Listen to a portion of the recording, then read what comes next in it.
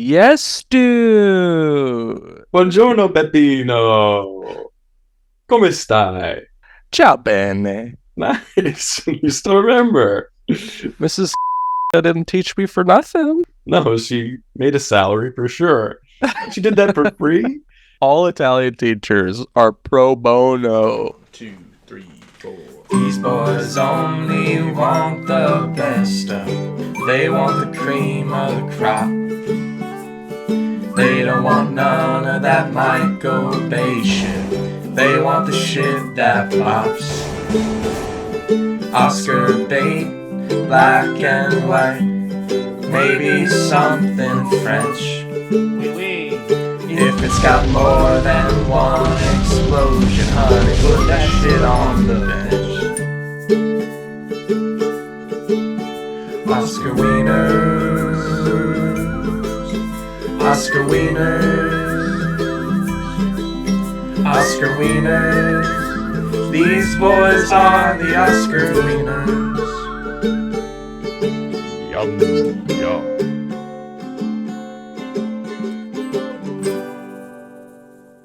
Oscar Wieners. Welcome to Oscar Wieners, Yes. the only show on the internet where Hollywood's biggest night is a Sony camcorder. Hollywood's biggest night is a Sony camcorder. Yeah, straight to tape. What a time to be alive. I'm Sony camcorder. And I'm internet sensation Bo Burnham, I suppose. Really good. Yeah, we finally got him. Have you Don't. been seen kissing Phoebe Bridgers? Has he? Yeah, him and Phoebe Bridgers have been together for like a while now. Really? Good for them. I kind of thought I was seeing Phoebe Bridgers, but What guess we gave you weren't that idea? exclusive. So you're kind of breaking major news to me here. What gave you that idea? Well, I don't know, I liked her last album. And I thought I'd hit her up on Instagram DM and she didn't respond. And I said, well, she's playing hard to get. Okay. All right, we'll unpack that after the pod. Fine. This is a show. No, I'm Michael. He's Andrew. This is a show where every week we pick a Best Picture winner at random and we try to figure out if it's Best Picture worthy. And this week we're picking, or we're talking about American Beauty, Nice. the 2000 Best Picture winner, directed by Sam Mendes of Skyfall fame. Directed it? Of Road to Perdition fame. Huh. Of Empire of Light fame. Ever heard of it? I've heard of Empire Strikes Back. Exactly the same. All right, he's got a resume.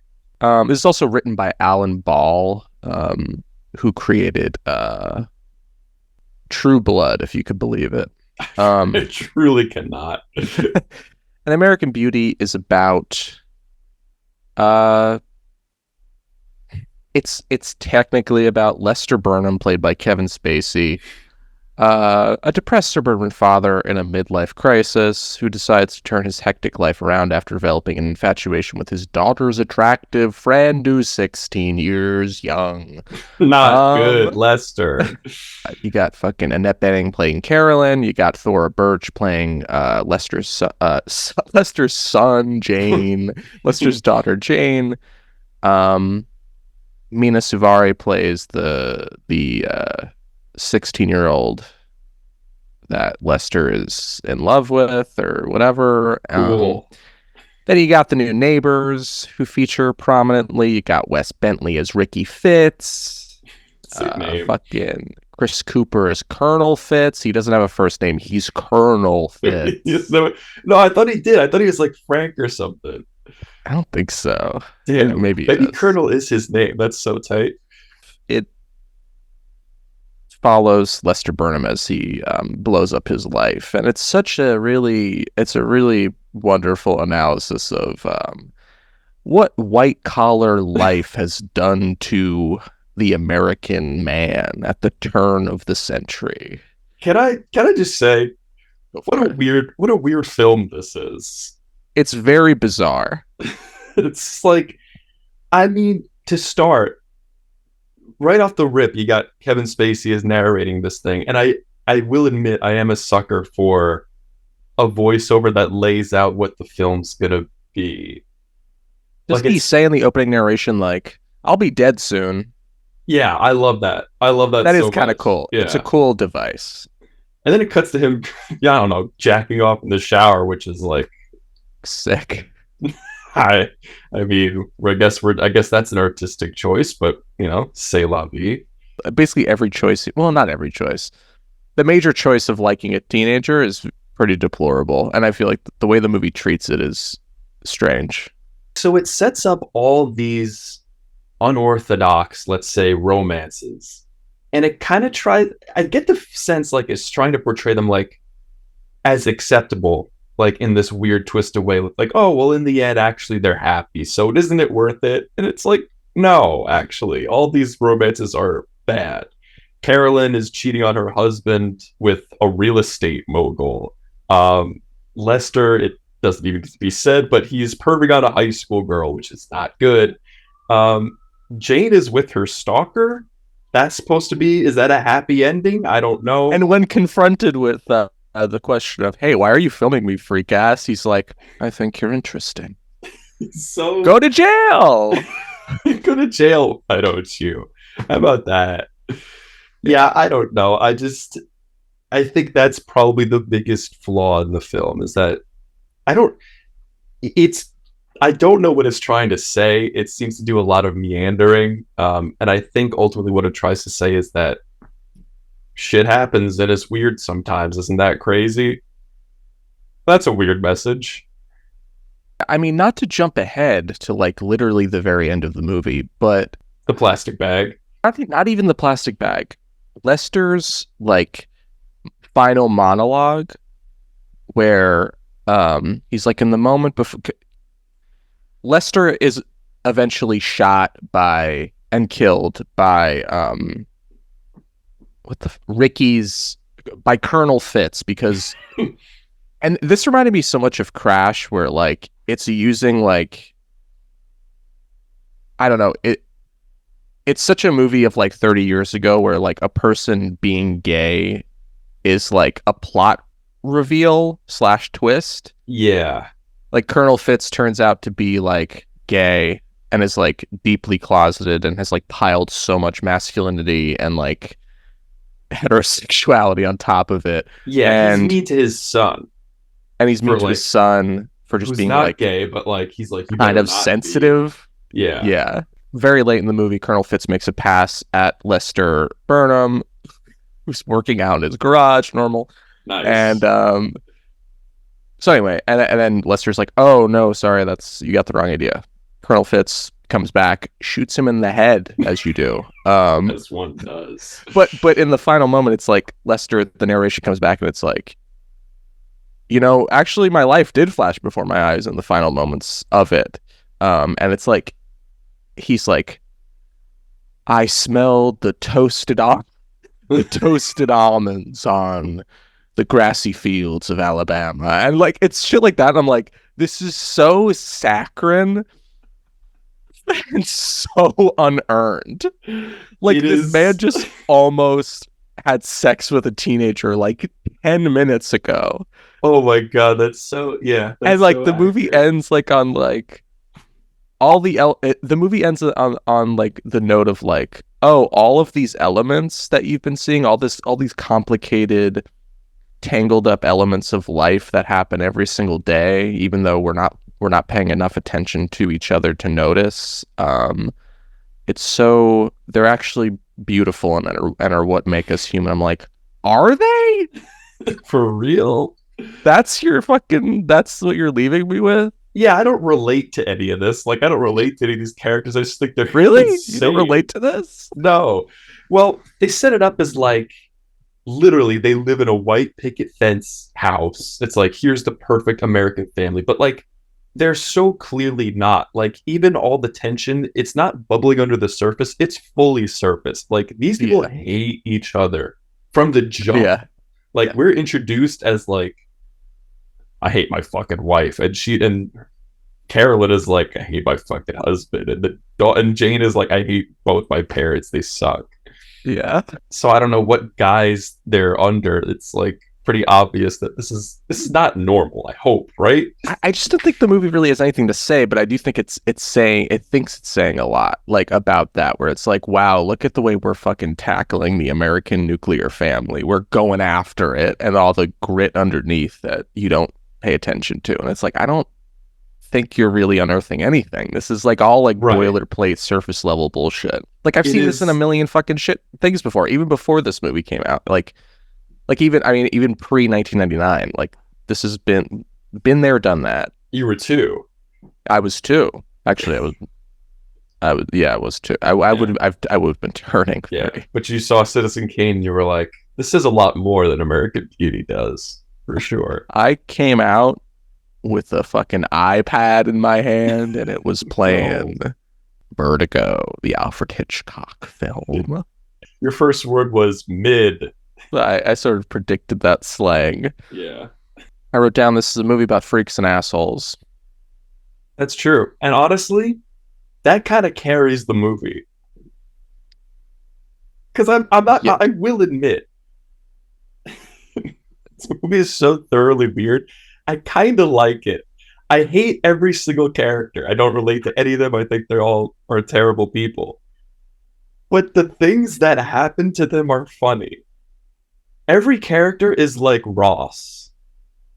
Like, I don't like Ross, but I like the things that happen to him because they're funny and silly. It seems like you like it more than me. I think it's like bad, but I do think it's very watchable. It's watchable Yeah. in the same way that, to me, actually Crash is watchable. I think this was better Yes. because they I at think least, Crash is worse. I think visually they did a good job. Like, they have like the rose petals coming in. It's kind of like this weird dream illusion. It has some enticing visuals. Even visual metaphors that you can tell are, some of them are labored, but some of them are thought out. Like, literally as we're introduced to the family, like, you can see their dinner table, and they're like, spatially they're far apart. Yeah. Like in actual life and, in their emotional life. Right. I like the little things like that. And then just weird stuff I enjoy. Like Lester getting high with his daughter's stalker outside the fucking real estate event is hilarious.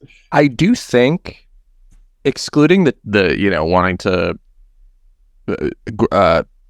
going after a teenager and wanting to whatever, I do think, like, Lester blowing up his life is very fun to watch. Like, when It he is goes very into fun his to watch. office and he's like, he kind of knows he's gonna get laid off, and he's like, he basically he like blackmails this like HR rep to be like, okay, I'm gonna quit, but you're gonna give me a year's pay with benefits, Yeah. or I'm gonna tell the IRS that the boss was using company money to have sex with sex workers. And it's like, got him. it kind of rules. There is a whole portion of the movie that I call the based Lester part of the film, where he just kind of like completely upends his entire life. He has that scene. He gets a year's worth of salary and then gets a job at a fast food restaurant. Yeah. And his wife is like, "What are you doing?" And he's like, "I don't know. I'm kind of like doing it." And in my head, I'm like, he kind of is. I mean, he's a bad guy while doing it, but he got a year's salary. And he's like, I don't know, I'm just going to kick it, I guess. Yeah, it is pretty sick. He starts getting into that Sigma grind set. Absolutely. I also like the scene where he gets high with Ricky. That's sort of like pre-blowing up his life, but it's sort of like he's going up the ramp to eventually go off that cliff. That's why they call it the gateway drug. Actually, this whole movie is just an anti-weed ad. Ricky, for all his freak ass faults as a weird little guy. Yeah. His Wes Bentley's performance, and Wes Bentley, I don't know. I feel like this is like his big movie that he was in. I mean, he was pretty. I don't know how old he was, but he seems like he's pretty young, maybe early 20s at most. and his career, he never had the career that maybe this movie promised, but he is really good in this movie because I like the way Ricky's character has like all these different facets of his personality. Like when he's like getting high with Lester, he's like kind of like one guy.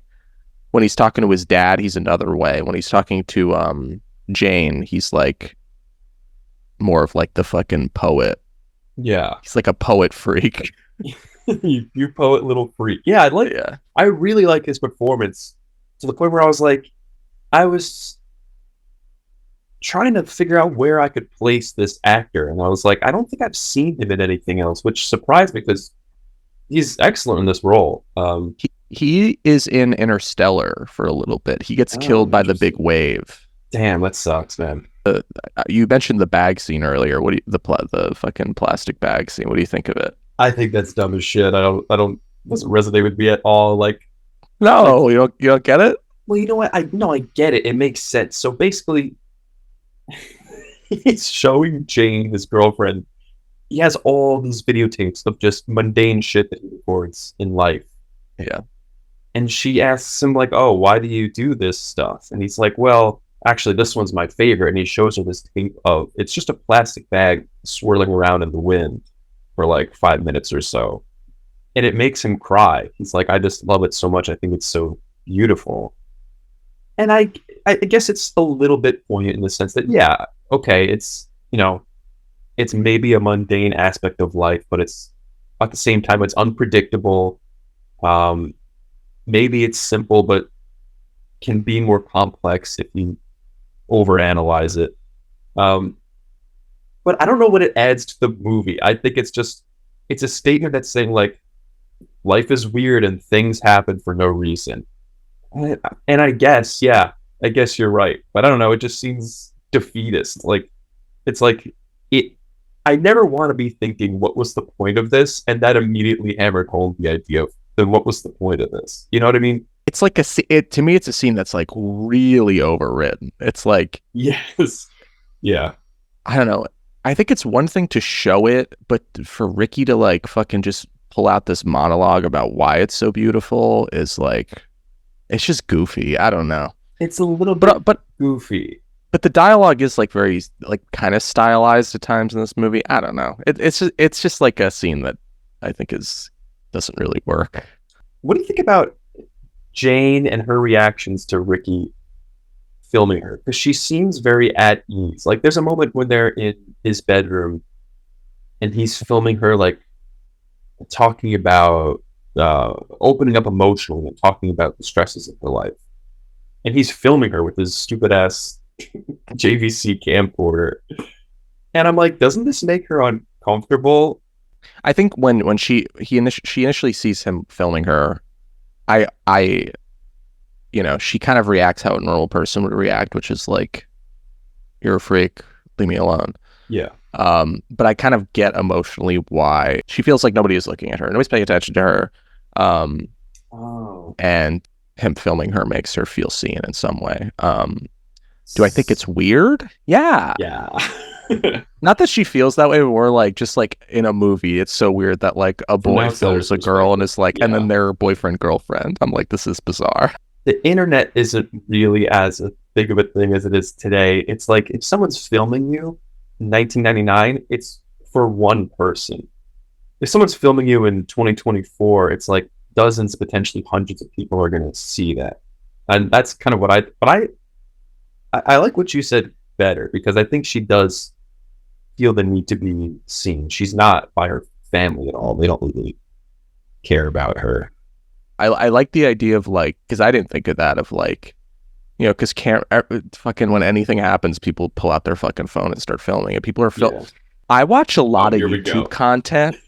Yeah, that's just people eating food in their cars, and I'm like, they're getting paid for that. That's what we're doing. I mean, you can't complain about it and then also watch and participate in it.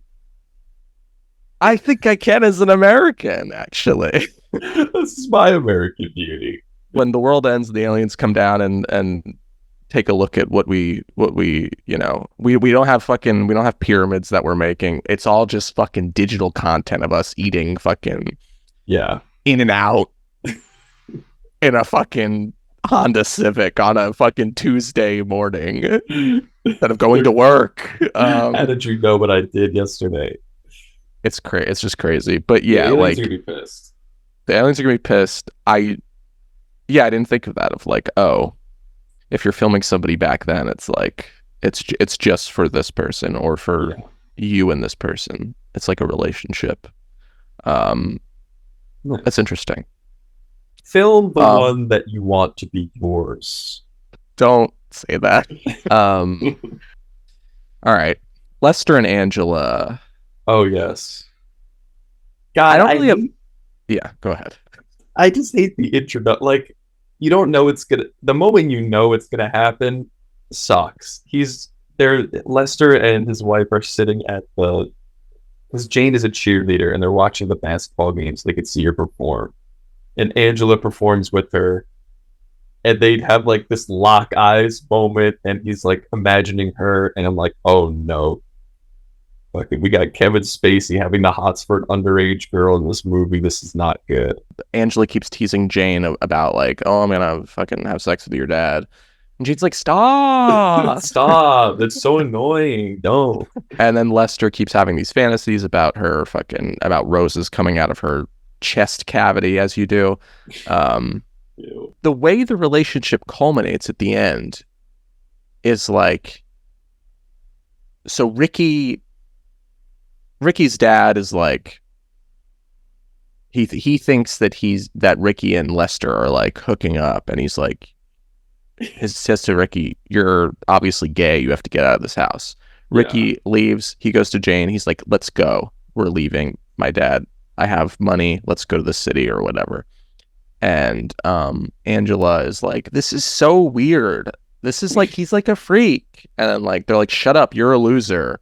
And she's like, whatever. And then she goes downstairs and is like pouting, and then Lester's like, time for my move. And so that's what sort of makes them start to hook up, and they're like on the couch, they start getting into it, but then like Angela says to Lester like, I'm a, you know, I'm a virgin, I've never actually done this before. And it's like, oh, that's like the big reveal. It's like, oh, this is why Angela's been acting a certain way towards Jane and Ricky's relationship, is because she's actually jealous that nobody likes her.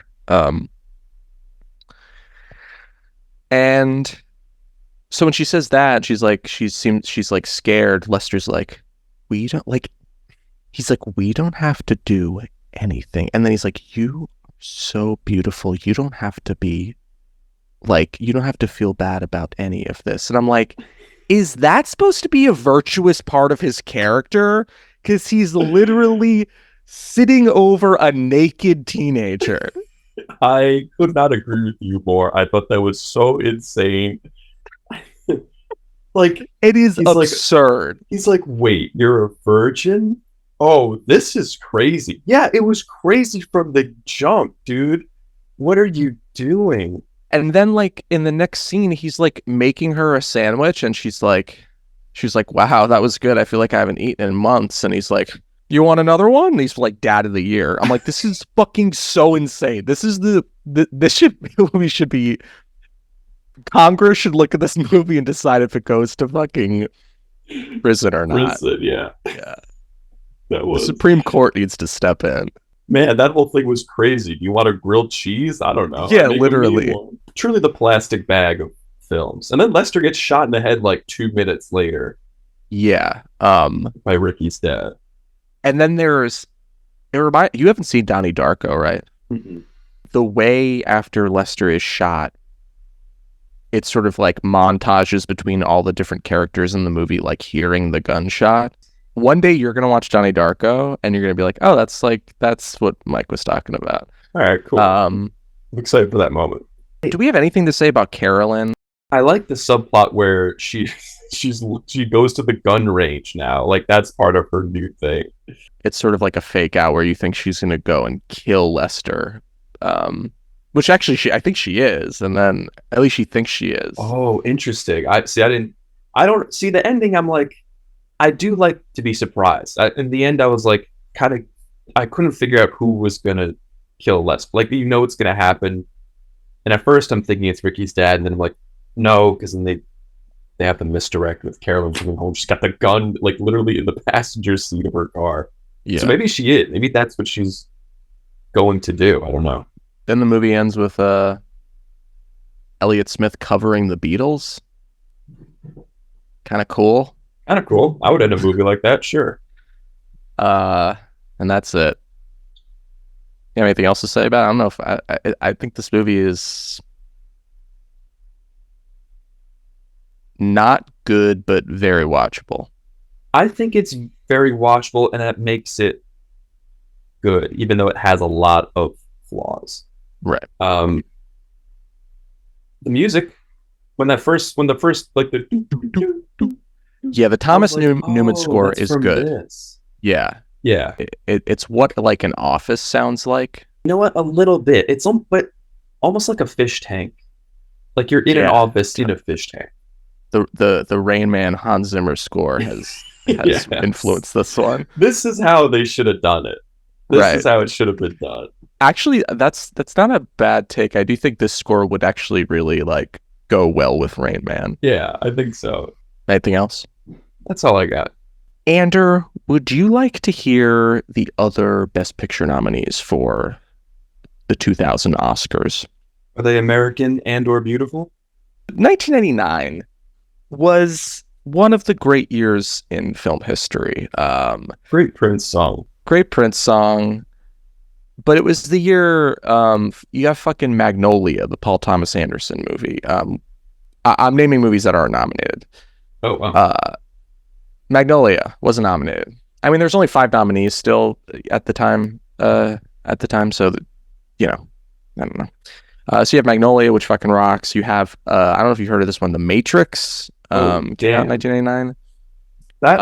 This was before they gave awards to movies like that. This was pre-Marvel. Yeah.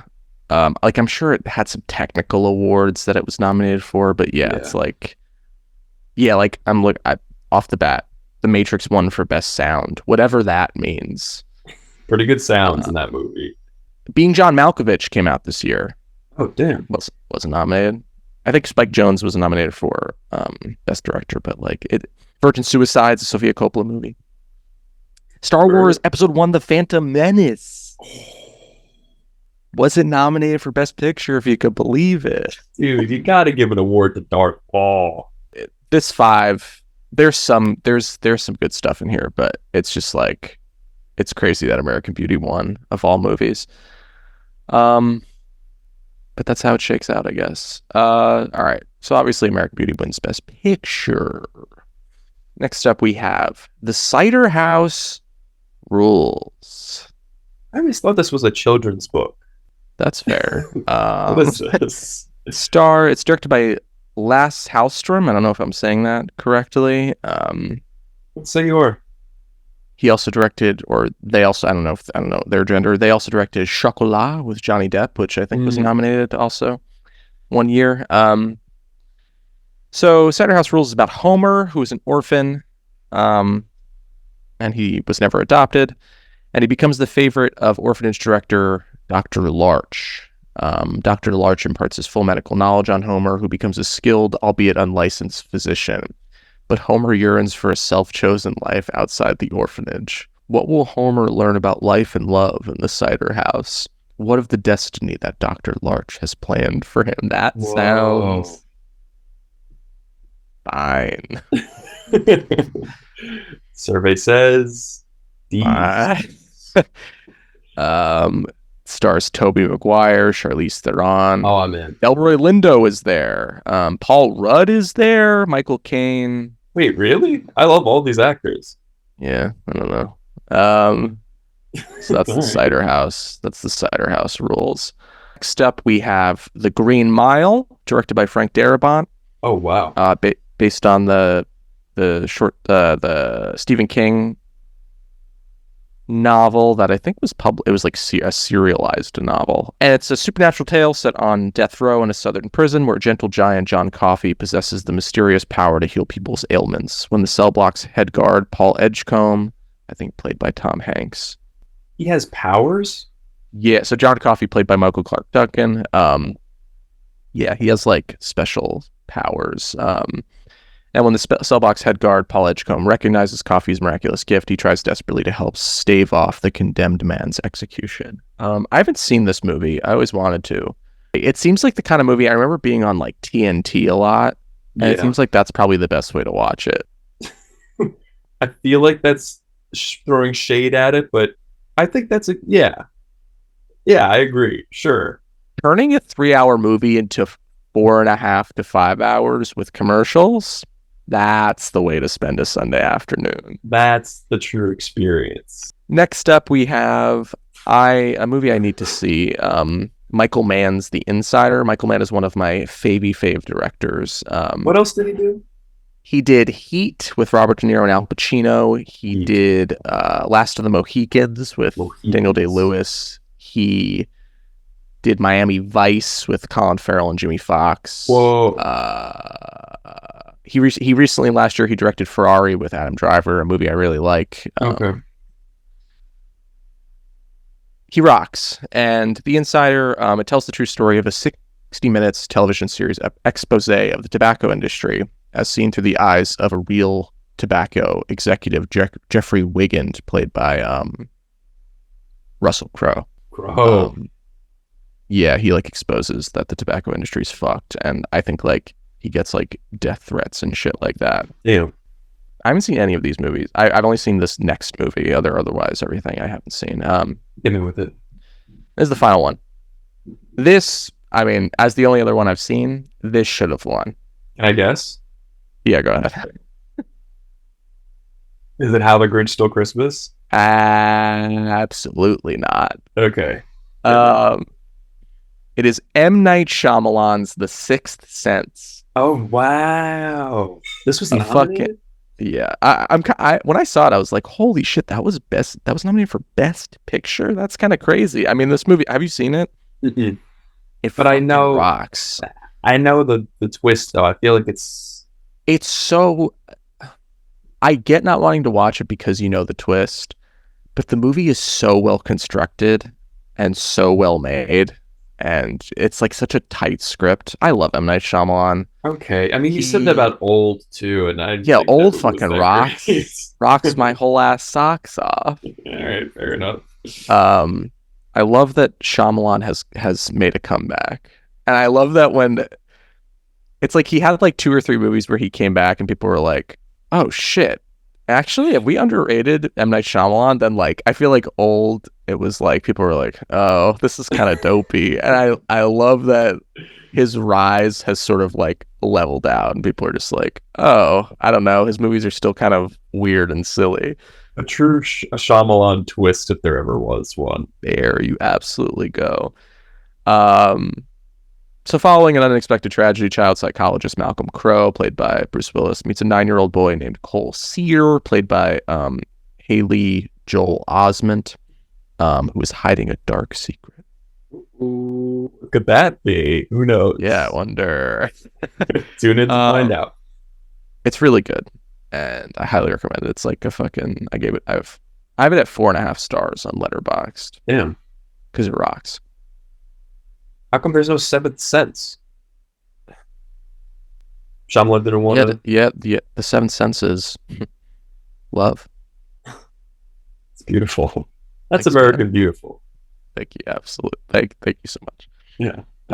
Those are the nominees. Do you think American Beauty is Best Picture worthy? Gosh, that's a loaded ass question. Let me rephrase it in a way that will get the answer I want. Do you think a movie about a pederast fuck is Best Picture worthy in life and in fiction? No, I guess not. Good. That's the right answer. Saved you from cancellation. I think even to answer your previous question, I kind of don't think it's Best Picture worthy. It's listen, don't get me wrong, I love weird movies, but this is like I don't see any. There's not a lot of meat on the bones here for it to be like. There's not a lot to take away from it. It's not that impactful, and it's not charming enough to make up for it. But it's fun to watch. There's a lot of weird, silly stuff that happens. There's a lot of bad stuff that happens that you're like, ugh. But go ahead and watch it. I would recommend it. You said it. You said it perfectly. I guess I could see the Academy picking this movie because, like, I don't know, maybe nobody made like a middle class midlife crisis movie quite like this before. Where like, yeah, I don't know. It just seems like at the turn of the Jones. century, everybody's like, what has capitalism done to us? How has it sort of stripped us of joy? And I think people thought this movie was probably saying something profound, but I don't really think it has anything to say about it other than like, that's what's going on. And it's like, okay, but like, yeah. So I can think that too. It doesn't mean it's a movie. I had a thought. I didn't necessarily make a movie about it. Right. Where's my Best Picture? Like, weirdly, The Matrix is sort of about a similar thing of like, right, capitalism and like the way life is lived now, like feels like a fucking like unreality. And it's because it is. It's not real. Yeah. We're in a fucking simulation. And Neo's gotta shoot his way through it in an action way. Yeah, and it's fucking sick. Pretty sick, yeah. Would you like to hear what some folks had to say about this dang ass piece? Yeah, I guess so. Can't imagine it's good. Will you be surprised? Yeah, I guess I would. Give me the name of somebody who's just glowing, absolutely radiant, just a shining star. Sabrina Carpenter and her espresso. Sabrina says, 5 stars. Made my day and my year. Why? What a powerful movie. If you think your life is messed up, it probably is. So I urge you to watch this movie of messed up lives that are hidden for a minute behind a perfect facade. But the facade will give way and expose the lives behind the curtain. And yet, as miserable as these people are, the movie ends on a high note of beauty. Was that a slam poem? It sure fucking was. See, I can't believe the singer of Espresso loved American Beauty. Give me the name of Sabrina's next door neighbor. Olivia Rodrigo. Olivia Rodrigo says 1 star. Trash. What a gross waste of money. Couldn't even watch the entire movie. We need to stop allowing trashy stuff to fill the minds of our people, young and old. I threw it in the trash. Ow. I mean, they came for the throat, and they absolutely took it all. Give me the name of somebody who's just feeling real righteous today. Jesus? Wow. H. Christ. JHC says 1 star. Useless film. Not a great film. Really? What gave that away? Dean's dad obsesses about having sex with his daughter's friend. No redeeming value in it. Thought it was something else, or else I never would have rented it. Thank you, Jesus. Thank you, Lord. Calling a movie useless is so funny. It's useless. I don't know. It did nothing for me, and it never will. Just imagine holding like a Blu-ray case, just like bashing it on a table. Like, this thing is fucking useless. Can't do anything. Can I say I think I have American Beauty on Blu-ray? I bet you do, pal. You're a walking Criterion collection. Yeah, I mean, American Beauty's not in the they would never stoop so low to include American Beauty in the Criterion collection. What's in the Criterion collection then? Like, they don't. Are they like the anti-Oscars? Most of Charlie Chaplin's oeuvre. Great. Fucking Them Vendors films. What? Paris, Texas, ever heard of it? No. Wings of Desire, ever heard of it? Double no. Yeah, they just I'm a fucking pretentious little boy, so I love Criterion Collection. Criterion Channel is the best streaming service. I'm not sponsored or paid by them. They Not just yet. are. Um, those are the reviews. Yes, sir. Thanks for those. Thanks for all the people writing in and giving those reviews. Send your reviews to Yeah. fartburger@gmail.com. Try it. Um, See what happens. It's actually fucking Sam Mendez's email. Next week, we're gonna talk about fuck it. We're talking about 1971 Best Picture winner Patton, Whoa. about the titular general. General? Yeah. Sure was. Yeah. Movie I've never seen. Call me Captain. Yeah, call me Captain. A Franklin J. Schaffner film. This movie is actually co-written by Francis Ford Coppola, weirdly. That is weird. So I don't know. It's 2 hours and 50 minutes. Can't wait to watch all 170 minutes of that. And It's a beast. we'll see you next week. In the meantime, get your JVC camera. Yeah. Keep the tape out. You don't need the tape. Just turn it on, start filming. You don't need this on record, but you need to see it through the glass of a lens. Yes. Go to a hot dog stand. Stick that camera right in that hot dog's face and say, smile. You're on candid camera. Are you ready for your close up? And take a big munch. Nice. Delicious. And then show it to your girlfriend, who will say you're really smart and funny and cool. God, what a dream. All right. See you next week, Wieners. 1, 2, 3, 4. These boys only want the best stuff. They want the cream of the crop. They don't want none of that Michael Bay shit. They want the shit that bops. Oscar bait, black and white. Maybe something French. If it's got more than one explosion, honey, put that shit on the bench. Oscar Wieners. Oscar Wieners.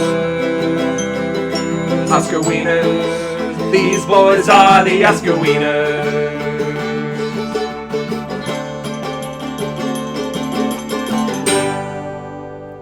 Oscar Wieners.